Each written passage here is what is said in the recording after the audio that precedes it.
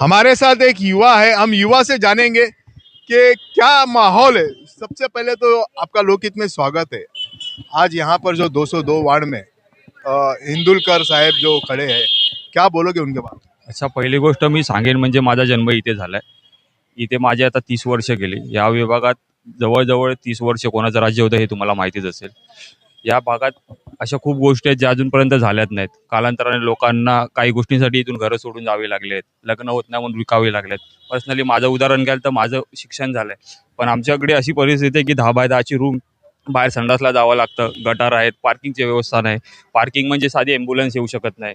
कोण मेलं तर चादरीतून इथून घेऊन जावं लागतं. स्ट्रेचरचा अभाव आहे.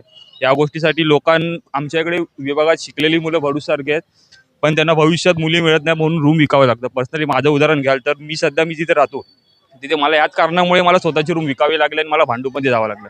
मग तुम्ही सांगता मराठी माणूस इथे राहायला पाहिजे. मग मराठी माणूस असा बाहेर गेला तर मग पुढे होणार कसं? त्यासाठी हे आमचे विंदुलकर सर आहेत. त्यांना जर तुम्ही मतदान केलं तर पुढील 5 वर्षात नाही, जो तुम्ही इथे बघितलात नाही बदल, तो भविष्यात मिळेल. कारण की असे उमेदवार खूप क्वचित मिळतात आणि डेअरिंग लागते. संघटनेत एवढी वर्ष काम करतात पण स्वतःचा राजीनामा देऊन ते लोकांसाठी झटतायत.